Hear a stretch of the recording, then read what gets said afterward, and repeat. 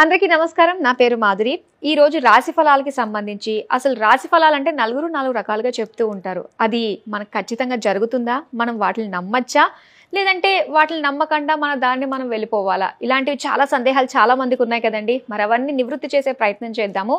మరి మనతో పాటు ఉన్నారు బ్రహ్మశ్రీ తిరుపతి మూర్తి అవధాని గారు. నమస్కారం గురుగారు. ఓం శ్రీ మహాగణాధిపతయే నమః. గురుగారు, ప్రతి ఒక్కరికి ఈ రోజు ఎలా ఉండబోతుంది, ఈ నెల ఎలా ఉండబోతుంది అంటే రాశి ఫలాలు చెక్ చేసుకుంటే అలవాటు చాలా మందికి ఉంటుందండి. కాకపోతే ఆ రాశి ఫలం అనేది ఒక్కొక్కళ్ళకి ఒక్కొక్కలాగా చెప్తూ ఉంటారు. మరి అందులో మనం నమ్మచ్చు అంటారా? దాన్ని ఫాలో అవ్వచ్చు అంటారా? దాన్ని తగ్గట్టుగానే వెళ్తే కూడా మనకు అప్పుడప్పుడు నెగిటివ్ కూడా ఎదురవుతూ ఉంటుంది. అసలు ఇలాంటి సందేహాలన్నిటికీ నివృత్తి కావాలండి. తప్పకుండా. మీకు గొర్రెలు తెలుసా? మనుషుల్నే గొర్రెలు అంటారు కదా. తెలుసు కదా. తెలుసండి. కొండ గొర్రెలు అంటే ఏంటో తెలుసమ్మా? అది హెడ్ కదా. మనం ఆ కేటగిరీకి చెందిన వాళ్ళమే. ఓకే. అంటే ఎందువల్ల అంటున్నానంటే అమ్మా, నేను అందులో ఉంటూ దాన్ని శంకించకూడదు, అది పాపమే. కానీ ఎందుకు ఆ మాట అనవలసి వచ్చిందంటే, ప్రతి సంవత్సరం యుగాది వస్తుంది. అంటే ఉగాది మీ భాషల్లో, మాకు యుగాది. యుగాది వచ్చినప్పుడు పంచాంగంలో ఏ రాశి వారికి ఏ నెల ఎలా ఉంటుంది మొత్తం రాసి ఉంటుంది. సంవత్సరాంతం ఫలితములు రాసి ఉంటాయి. సంవత్సర ఫలితములు పంచాంగంలో రాసి ఉంటాయి. అలానే ఏ నెలలో ఎలా ఉంటుంది క్లుప్తంగా రాసి ఇచ్చేస్తారు. ఆ పంచాంగంలోనే ఆ రాశికి పక్క పేజీలోనే ఆ పేజీ రాసేస్తారు. ఇక్కడికి వచ్చి నేను కూర్చొని వృషభ రాశి ఇది అంట, మీరు వచ్చి వృషభ రాశి ఇది అంటారు. ముగ్గురం మూడు రకాలుగా చెప్తున్నాం. ముగ్గురు చెప్పేది నిజమే, కానీ ఎవరికి పొంతన ఉండదు. ఒక రాశి గురించి ముగ్గురు మూడు రకాలుగా చెప్తారు. ఏ ఒక్కరు చెప్పేది ఒక దాంతో సరిపోదు. ఇది ఎక్కడండి, మీరు ఒక రకంగా చెప్తున్నారు, ఆయన ఒక రకంగా చెప్తున్నారు, ఈయన ఒక రకంగా చెప్తున్నారు అంటారు. ఇందులో ఆ విధానం ఎలా ఉంటుందంటే అమ్మా, మేషరాశి అనుకుందాం. అశ్విని భరణి కృత్తిక 3 నక్షత్రాలు కలిస్తే మేషరాశి. ఆ మేషరాశి గురించి నేను చెబుతున్నప్పుడు నేను అందులో ఒక నక్షత్రాన్ని బ్రెయిన్లో పెట్టుకుంటాను, మైండ్గా ఒక నక్షత్రాన్ని పూర్తిగా పెట్టుకొని ఆ రాశి గురించి నేను మాట్లాడతాను. ఆ రాశిలో ఆ నక్షత్రం వాళ్ళది మాత్రమే నా దగ్గర నుంచి మీరు తీసుకోగలుగుతారు. అందులో మీది భరణి కావచ్చు, నేను చెప్పింది మీకు కనెక్ట్ అవ్వదు. ఎక్కడో ఇది వింటున్నాం కానీ మనది కాదే అనిపిస్తుంది. బట్ నేను మీది అని చెప్పట్లా. ఆ మేషరాశి వారిలో అశ్విని నక్షత్రం వారి యొక్క విధానం ఎలా ఉంటుందనేటువంటి విషయాన్ని ఆ రాశి ప్రభావంగా నేను చెప్పుకుంటూ వచ్చాను. ఈ 10 చెబితే 10లో మీకు 3 కలుస్తాయి. ఒక భాగం, రెండో భాగం, మూడో భాగం. అంటే మొదటి భాగంలో అశ్విని నక్షత్రం, రెండో భాగంలో భరణి నక్షత్రం, మూడో భాగంలో కృత్తిక. అలా 3 భాగాలుగా విభజన చేసుకుంటూ నేను ఒక్కనే మేషరాశి గురించి చెప్పాను.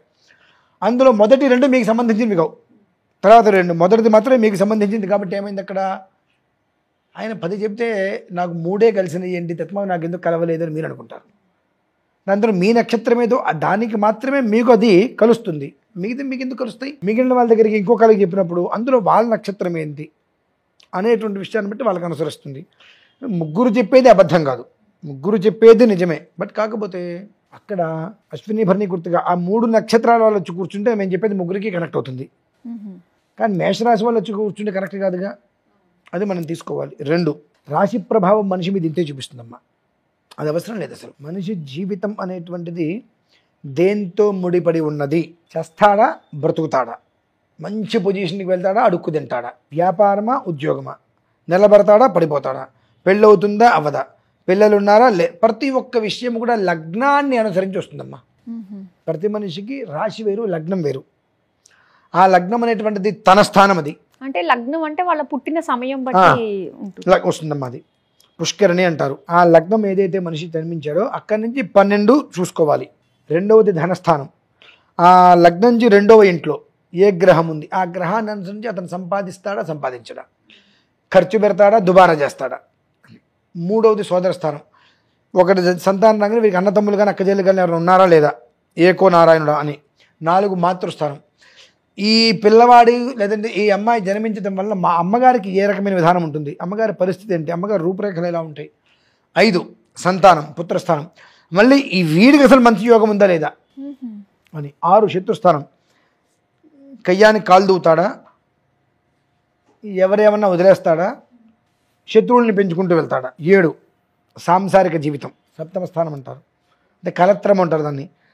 వైవాహిక జీవితం, ఒకటే వివాహమా, 2 వివాహాలా, వివాహం చేసుకుని ఇంకొకరితో ఉంటాడా, అతని వివాహానికి ముందు లేదా ఆమె వివాహానికి ముందు ఎలా ఉన్నారు, వివాహం అయిన తర్వాత ఎలా ఉన్నారు, కేవలం జీవిత భాగస్వామి కాకుండా ఇతఃపూర్వం ఇతఃపరి ఇంకోతో ఎవరైనా సంబంధాలు ఉన్నాయా అనేటువంటి విషయం కూడా సప్తమ స్థానం చెప్పేస్తుంది.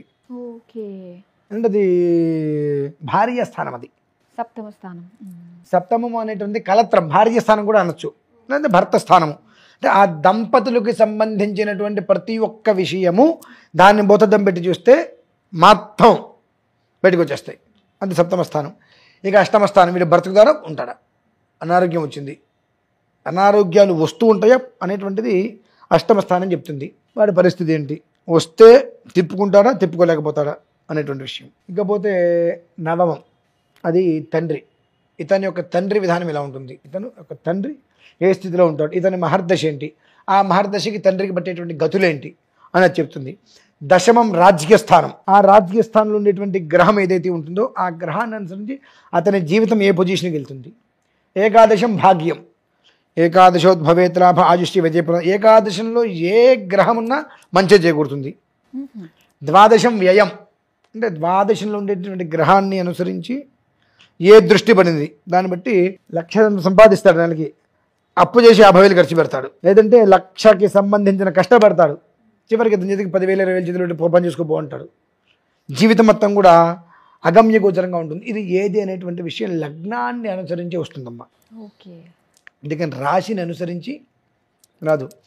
మనిషి ఏ రోజు ఏది ఏ విధానాన్ని అనుసరిస్తాడనేటువంటిది లగ్నాన్ని దృష్టిలో ఉంచుకొని 32 చక్రాలు వేసినప్పుడు ప్రతి ఒక్క చక్రంలో ఒక్కొక్క విభాగాన్ని తీసుకుంటున్నప్పుడు ఆ మనిషి మేనమామ ఏ పోలికల్లో ఉంటాడు, ఎంత హైట్లో ఉంటాడు, మనిషి యొక్క తల్లిదండ్రులు ఎంత హైట్లో ఉంటారు, ఆ మనిషి యొక్క పిన్ని బాబాయ్ అంటే వాళ్ళు ఎలా ఉంటారు, మనిషి తాతయ్య ఎంత హైట్లో ఉంటాడు, ఆయన ఏం చేస్తాడు, అలా మేనమామ పిల్లలు ఏం చేస్తారు, ఇవన్నీ వస్తాయి మందులో. ఇంత డెప్త్గా ఉంటుందా అండి? 32 చక్రాలు వేస్తే ఓకే, నిన్న ఉదయం 10 గంటలకు మీరు ఏం చేశారు ఇక్కడ కూర్చొని నేను చెప్పచ్చు. కాకపోతే జ్యోతిష్యానికి ఒక శాపం ఉందమ్మా, చెప్పకూడదు 100% అని చెప్పేసి కొన్ని శాప ప్రభావాలు ఉన్నాయి. అమ్మవారి శాపం పెట్టింది. ఓకే, ఎందుకండి? అంటే జ్యోతిష్యం గురించి గణితం మొత్తం అదంతా లెక్కలు వేసుకొని చెప్పడమేనమ్మా జ్యోతిష్యం అంటే. ఈ లెక్కల గురించి గణితం గురించి చేసేటువంటి రోజుల్లో జ్యోతిష్యం ఎంత గొప్పది అని వస్తున్నప్పుడు పార్వతి ఏం చేస్తుంది ఇప్పుడు చెప్పు అనగానే వెంటనే చూస్తాడు, స్నానం చేస్తుంది లోపల అంట. అంటే స్నానం చేస్తున్నా అని చెప్పి, అంటే జ్యోతిష్యం అనేటువంటి వెలుతురు. ఇవాళ రోజుల్లో అంత శాస్త్రం కనుక తెచ్చుకుంటే ప్రతి మనిషి కూడా మంచిగా చెడుకు ఎక్కువ చేస్తాడు దీన్ని. కనుక అమ్మవారు వెంటనే శపించేసింది.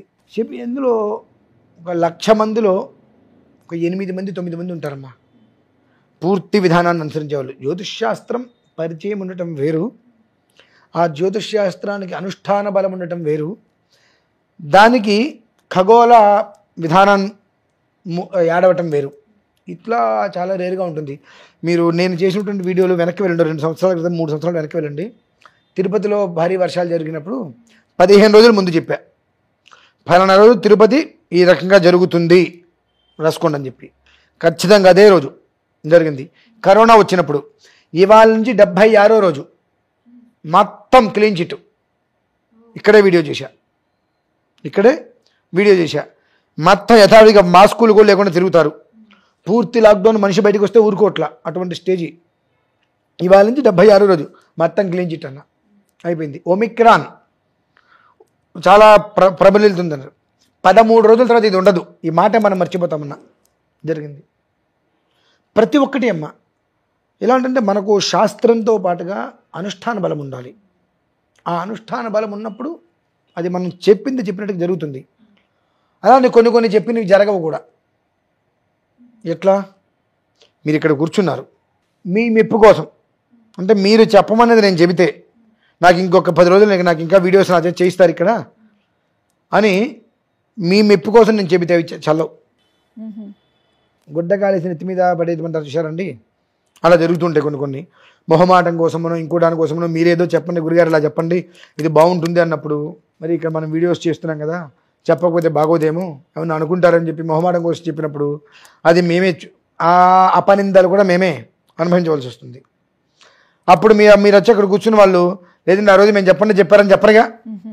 అంటే మంచి మనం అనుభవిస్తున్నప్పుడు ఒక్కోసారి ఇటువంటి అవమానాలు కూడా అనుభవించాలి. ఎప్పుడూ సన్మానమే కాదుగా, అవమానాలు కూడా ఉంటాయి. అది కొన్ని ఒకటి రెండు అవమానాలు జరిగిన తర్వాత జీవితంలో ఒక రకమైన బుద్ధి వస్తుంది. అక్కడ ఎవరు కూర్చుంటే నాకెందుకు, నన్ను అడిగినప్పుడు నా అనుష్ఠాన శక్తి బలాన్ని అనుసరించి నేను చెప్పానా లేదా, నువ్వు చెప్పినట్టు చెప్పాల్సిన నమస్కారం, మంచిది, నేను చెప్పకపోతే నాకు నష్టమే లేదు, నా పని నేను చేసుకోగలను అని గట్టిగా ఉన్నట్టు మొహం మీద మాట్లాడాలని చెప్పి ఒకటి రెండు అవమానాలు భారం మోసిన తర్వాత ప్రతి మనిషికి వస్తుంది, అంతేనమ్మా. కాబట్టి మనిషి జీవితంలో ఒక్క మాటగా చెప్పాలంటే జ్యోతిష్ శాస్త్రము, ఖగోళము, మంత్రశాస్త్రం ఈ మూడు కలిస్తే రేపు ఉదయం జరిగింది కాదు, రేపు ఉదయం ఆకుపచ్చ రంగు కాకి వచ్చి గోడ మీద నిలబడి దక్షిణం వైపు మొహం పెట్టి మియావని అనుస్తుంది అని అంటే జరిగి తీరాల్సిందేనమ్మా. అది అంత విశేషం, అంటే ఆ శాస్త్ర ప్రభావం అది. ఎందుకు తెలుసా అండి, కొంతమంది అంటారు శాస్త్ర ప్రభావం ఉన్నప్పుడు దేనైనా కాపాడచ్చు కదా, అంటే ఒక మనిషి చనిపోతాడని తెలుసు, మనం కాపాడచ్చు కదా అని. ఒక సభలో ఒక ఆయన వెళ్తూ ఉంటాడు, పండితుడు. అతనికి ఆయుష్ ఎవరిది ఎప్పుడు అయిపోతుందో ఎవరికి తెలియదు, అతనికి మాత్రమే తెలుసు. ఓహో. అది పక్షి కావచ్చు, ఏదైనా సరే. అక్కడ ఒక చిలుక ఉంటుంది పంజరంలో. ఆయన లోపలికి వెళ్తూ ఆ చిలకను చూసి ఒక నవ్వు నవ్వుతాడు. వెంటనే చిలక్కి భయం పట్టుకుంటుంది. ఆయన నవ్వాడంటే దాని అంతరార్థం నా ఆయుష్ అయిపోయింది. ఎట్లా భగవంతుడా నన్ను కాపాడాలంటే గరుత్మంతుడు వచ్చి నీకెందుకు నేనున్నా, నేను కాపాడతాను చెప్పి ఎక్కడో కొండలకి తీసుకెళ్తాడు. ఎక్కడో కొండ చివరికి తీసుకెళ్ళి ఇక్కడుండు, నీ జోలికి ఏది రాదు ఇక్కడికి అంటారు. ఒక పిల్లి వచ్చి దాన్ని తినేస్తుంది. ఒక పిల్లి వచ్చి తినేసింది. ఆ పిల్లి నోట కరుచుకున్నప్పుడు అది ఆ పక్షిలా చూస్తుంది గరుత్మంతుడు వంక. ఈయన ఎందుకు నవ్వాడు అనేటువంటి విషయం అప్పుడు అర్థమవుతుంది. అంటే ఆయన ఆ పక్షిని చూడంగానే గణితం వేసేసాడు సెకండ్లో. ఇది చనిపోవాలి, అయితే పిల్లికి ఆహారంగా మారాలి. ఇది ఎక్కడుంది ఏంటి, ఎక్కడి నుంచి కొన్ని వందల కిలోమీటర్ల దూరంలో పిల్లికి ఆహారంగా మారాల్సినటువంటి పక్షి ఇక్కడుంది ఏంటి అని చెప్పి చూసి నవ్వుకున్నాడు. ఆ నవ్వుకి అదేమనుకుంది, వామ్మో నా పరిస్థితి ఏదో జరిగిపోయింది, ఇక్కడ ఉంటే నేను చచ్చిపోతా అనుకుంది. ఆ గరుత్మంతుడు తీసుకెళ్ళి పిల్లి నోట్లో పెట్టాడు. అంటే శాస్త్రము అంటే భయపెట్టేది కదమ్మా. కొన్ని విషయాలు చెప్పకూడదు. కొన్ని విషయాలు చెప్పినప్పుడు వాళ్ళు భయపడి ముందే గుండె ఆగిపోతుంది. దానికి ఒక కథ రూపంలో, దానికి ఏదైనా ఒక కథ అల్లి కవిత్వ రూపంలో అర్థమయ్యే రీతిలో మనం ఉదాహరించగలగాలి. మినహాయిస్తే ఇలా ఉంటుంది అని చెబితే 10 రోజుల తర్వాత చచ్చిపోయాడు, ముందే చచ్చిపోతాడు. అదేంటండి మరి 10 రోజుల తర్వాత చనిపోతాడని రాసిందిగా అంటే, ఆయన 10 రోజుల తర్వాత నీకు చావు ఉంది, ఇప్పుడు గండం ఉంది. 10 రోజులకి ఇప్పుడు గండం నడుస్తుంది, 10 రోజుల తర్వాత నీకు చావు ఉంది అని చెప్పామనుకోండి, ఇప్పుడు గండం అయితే ఉందిగా, గండం అని తినేసింది. అవి ఎలా చెప్పాలి, దానికి కొన్ని సూత్రాలు ఉన్నాయి. మళ్ళీ మన ఇష్టానుసారం కూడా చెప్పకూడదు. కవిత్వ లక్షణంలో కొన్ని సూత్రాలను అన్వయించి చెప్పుకుంటూ రావాలి. అప్పుడు అతని జీవితం 10 రోజుల తర్వాత కాలగర్భంలో కలిసిపోయేటువంటి జీవితాన్ని 8 సంవత్సరాలుగా అతను మార్చుకోవచ్చు. ఇక్కడ ఏమైంది, ఆయన నవ్వాడు ఊరికే ఆ పక్షిని చూసి, అంటే దాని అదృష్టం అనుకుంటూ నవ్వాడు. పక్షి ఎక్కడో 100 కిలోమీటర్ల అవతల పిల్లి చేత చంపబడి ఉండాలి, పిల్లికి ఆహారంగా మారాల్సిన పక్షి ఇక్కడుంది ఏంటి అని నవ్వుకుంటూ వెళ్ళాడు. అది భయపడి గరుత్మంతుడు చెప్తే గరుత్మంతుడు తీసుకెళ్ళి దాని దగ్గరే పెట్టాడు. అంటే ఆ సమయం వస్తే ఎదుటి మనిషి ఏ రకంగా ఉన్నా మనకై మనం కొని తెచ్చుకుంటామమ్మా. అయితే గురువుగారు, మరి ఇలాగా ఎవరైనా జాతకం చెప్పించుకోవడానికి వచ్చినప్పుడు వాళ్ళకి నిజంగానే ఏదో గండం ఉందండి, సో ఆ విధంగా డైరెక్ట్గా చెప్పరు కాబట్టి వాళ్ళకి ఒక చిన్న వార్నింగ్ లాగా చేసినప్పుడు, అంటే దాని నుంచి పరిహారాలు ఏమైనా చేసుకుంటే బయటపడే అవకాశాలు ఉంటాయంటారా వాళ్ళకి? అది కర్మ ప్రారంధం. ఎందువల్లనంటే జాతకం తెలుసుకోవడానికి సిద్ధపడతారు, తగ్గ పరిహారం చేయించుకోవడానికి ఆలోచిస్తారు. ఎంత ఖర్చు అవుతుందా అని. హాస్పిటల్కి వెళ్ళి మనం ఎంతైనా ఖర్చులు పెడతాం, కానీ ఒక పూజకి ఎంత ఖర్చు అవుతుందా అంటారు. మంచిది, నువ్వు పూజకు ఖర్చు పెట్టుకుంటే నేనన్నా బ్రతుకుతున్నానా? నీ గురించే కదా నువ్వు చేసుకునేటువంటిది. నేను అంత ఖర్చు పెట్టలేండి మానేసేసి. నువ్వు అంత ఖర్చు పెట్టలేనప్పుడు నేను ఖర్చు పెట్టేది చేయించలేనుగా. నాకు ఎవరి వైపు బంధుత్వం కాదు కదండి. మా అమ్మగారు నాన్నగారికి వచ్చింది, లేదంటే మా అన్నదమ్ములకి ఏదైనా వచ్చిందంటే నేను ఖర్చు పెట్టుకోగలుగుతా. బయట వాళ్ళకి నేను ఎందుకు ఖర్చు పెట్టుకోగలుగుతా? బయట వాళ్ళకి వాళ్ళ పిల్లలు వాళ్ళు ఉన్నారు కదండి. మంచిది, ఆయన నీ ఇష్టం, నీ ఇబ్బందులు నువ్వు పడు. విషయం ఇది, నిన్ను నువ్వు నిలబెట్టుకుంటే ఈ విధానాన్ని అనుసరించు, లేదంటే నీ ఇష్టమయ్యా అంటాం. వాడు మన దగ్గరకు వచ్చి ఏదైనా పూజలు చేయించుకుంటే వామ్మో అంటారు, కానీ హాస్పిటల్లో పాలైతే ఎంతైనా ఖర్చు పెట్టుకోవడానికి సిద్ధపడతారు. మనం ఏమనుకుంటాం, నువ్వు ఎట్లయినా బాగుపడు. కాకపోతే చెప్పిన తర్వాత వినకపోతే కింద పడి దెబ్బ తగిలి మారితే మచ్చలు ఉంటుంది జీవితకాలం. అంతవరకు వెళ్లకుండా ముందు జాగ్రత్త చెప్పాం. అది నేను విననన్నాను అనుకో, చెబితే వినకపోతే చెడితే చూడమంటారు పెద్దలు. కాబట్టి మంచిదనంగా నీకు చెప్పాం. నయానో భయానో బెదిరించో నువ్వు బాగుపడాలన్నావు. ఆయన బెదిరిస్తారు, ఆయన మహాకోపిష్ఠి. మంచిది. నువ్వు బాగుపడితే నీ కుటుంబం ఇంకో 4 రోజులు చల్లగా ఉంటుంది. అంతే కదండి. నువ్వు బాగుపడదు నాకే తీసుకొచ్చి అయితే 1,00,000 రూపాయలు ఇవ్వవు కదా, గురుగారు మీ దేవాళ్ళు నేను బ్రతికానండి వాళ్ళకి ఇవ్వవు కదా. అసలు గురే గుర్తుండదు. కంఠం దాటిన తర్వాత నాలిక రుచి మర్చిపోతుంది. అవునండి, అవునండి. కంఠం దిగంగా నాలిక రుచి మర్చిపోతుంది. సాయం పొందిన తర్వాత మనిషి సాయం చేసిన వ్యక్తిని మర్చిపోతాడు. ఇదే జీవన విధానం. కాబట్టి ఏంటంటే మనకు ప్రతి దానికి కూడా ఒక నియమం, ఒక విధానం అనేటువంటి చెప్పబడి ఉన్నాయి. కాబట్టి రాశి ఫలితం అనేటువంటి దాని మీద అసలు పెద్దగా ఎవరు దృష్టి పెట్టవలసిన అవసరం లేదు. లగ్నం తన జీవితం ఏంటి అనేటువంటి విషయం తెలుసుకోవాలంటే ఒక్కసారి తన జాతకాన్ని పునఃపరిశీలన వాస్తవికతను చూసుకుంటే జీవితం మొత్తం బాగుంటుందమ్మా. అంటే ఏ రకంగా వెళ్తే బాగుంటుంది అనేటువంటిది 32 చక్రాలు వేయాలంటే అది వారం రోజులు పట్టచ్చు, 10 రోజులు పట్టచ్చు, సమయం పడుతుందండి. ఒక పూటలో అవ్వదు. ఓహో. జ్యోతిష్యము అంటే ఒక మనిషికి వెలుతురుని చూపించటం. దీపం, ఆ దీపం మనం వెలిగించాలంటే అంత మట్టిని తీసుకొని దాన్ని బాగా తొక్కి దాని మీద ప్రమిద తయారు చేసి దాన్ని ఆరబెట్టి దాన్ని కాల్చి దానికి ఏదో కలర్ వేసి అది తీసుకొచ్చి పెట్టి అంత గానుగు పట్టించి ఆ నూనె తీసుకొచ్చి నూనె అందులో పోసి ఆ చెట్టు నుంచి పత్తి వస్తే పత్తిని తీసుకొచ్చి గింజలు తీసి పిండి తీసి దాన్ని కదురుతో ఒదిగి తర్వాత ఒత్తులు తయారు చేసి ఆ ఒత్తి తీసుకొచ్చి పెట్టి ఆ చెట్టు మొక్క నుంచి ఇంత తీసుకొస్తే దాని నుంచి ఇంత అగ్గిపుల్ల, ఆ అగ్గిపుల్లకి ఇంత మందు పెడతాది, అక్కడి నుంచో మన ఇంటికి వస్తుంది. దాన్ని గీసి వెలిగిస్తున్నాంగా. అవునండి. మనం నూనె పోసి వెలిగిస్తున్నాం అనుకుంటున్నాం, కానీ ఆ దీపం వెలిగించడం వెనక ఎంత కష్టం ఉంది, ఎంతమంది శ్రమ ఉంది. ఆ దీపాన్ని మనం చూపించాలంటే ఇంకెంత శ్రమతో దాన్ని మనం పర్యవేక్షించాలండి. ఊరికే డేట్ ఆఫ్ బర్త్ పని కంప్యూటర్లో కొట్టేస్తుంటే అవ్వదండి. కంప్యూటర్లో కొట్టేస్తారంటే డేట్ ఆఫ్ బర్త్ అవ్వదు.